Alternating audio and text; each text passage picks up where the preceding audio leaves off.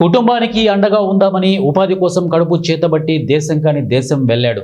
అక్కడ మోసపోయిన కడుపు నింపుకోవడానికి విధి లేక 13 ఏళ్లు బిచ్చగడిగా తిరిగి ఎట్టకేలకు సొంత గుడికి చేరిన వ్యక్తి కథ ఇది. మెదక్ జిల్లా వెల్దుర్తి మండలం ఉప్పులింగాపూర్ గ్రామానికి చెందిన కోనింటి కృష్ణలక్ష్మి దంపతులు కూలి పనులు చేసుకుంటూ జీవించేవారు. వారికి ఒక కుమార్తె కుమారుడు సంతానం. 13 ఏళ్ల క్రితం కృష్ణ అప్పు చేసి ఏజెంట్ ద్వారా దుబాయ్లో ఓ పరిశ్రమలో పనిచేయడానికి వెళ్ళాడు. కొన్ని రోజులకే పరిశ్రమ నిర్వాహకులు ఇబ్బందులు భరించలేక పారిపోయాడు. విధి లేక కడుపు నింపుకోవడానికి భిక్షాటన చేస్తూ జీవనం గడిపాడు. భార్యకు ఫోన్ చేసి చేద్దామంటే స్థానిక భాష రాలేదు. భర్త నుంచి ఎలాంటి సమాచారం లేకపోవడంతో కూలి పనులు చేసుకుంటూనే లక్ష్మి పిల్లలను పెద్ద చేసింది. కుమార్తె పెళ్లి చేసింది. భర్త చేసిన అప్పులు కూడా తీర్చింది. తన భర్త ఇక రాడని ఆశ కూడా వదులుకొని జీవనం సాగిస్తోంది. అయితే ఆమెకు నెల రోజుల క్రితం భర్త ఆచూకీపై సమాచారం అందింది.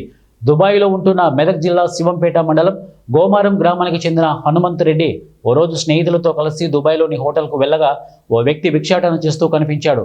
అతను తెలుగులో మాట్లాడుతుండడంతో హనుమంత్ రెడ్డి ఆయన వివరాలు అడిగి తెలుసుకున్నారు.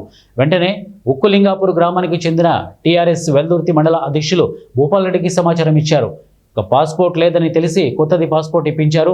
హనుమంత్ రెడ్డి ఇక ఖర్చులు భరించి కృష్ణను ఎమ్మెల్యే సునీత లక్ష్మారెడ్డి చొరవతో సొంతూరు పంపించే ఏర్పాట్లు చేశారు.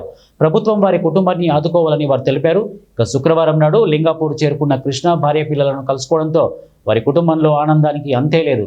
తమ కుటుంబానికి సహాయం చేసిన నాయకులకు కుటుంబ సభ్యులు కృతజ్ఞతలు తెలిపారు. ఎవరు మీది? భూపాల్ రెడ్డి పటేల్ తెలిసేనా? ఏం చెప్తావు ఆయనకు? చెప్పు మరి. ఏం లేదు. ఎప్పుడు వస్తా అని చెప్తావు?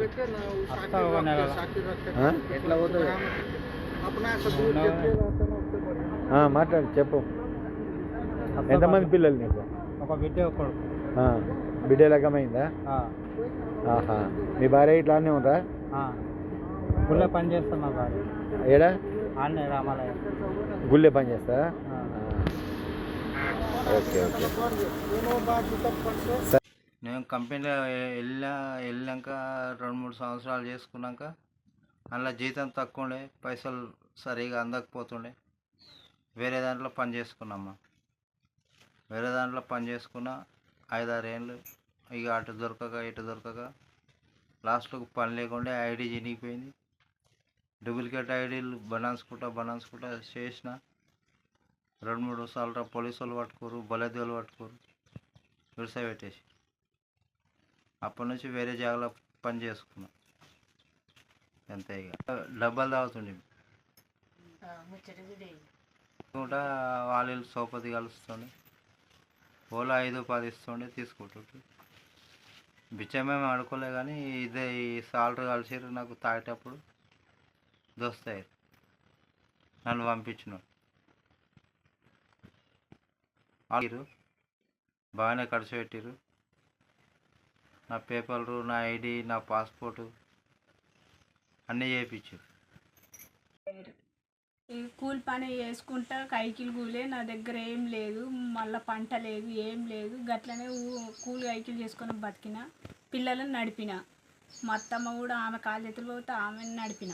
ఇన్ని రోజుల కోలే ఆయన ఏం పంపించింది లేదు. పిల్ల పెళ్లి చేసిన, ఒక 2 గుంటలు అమ్మి.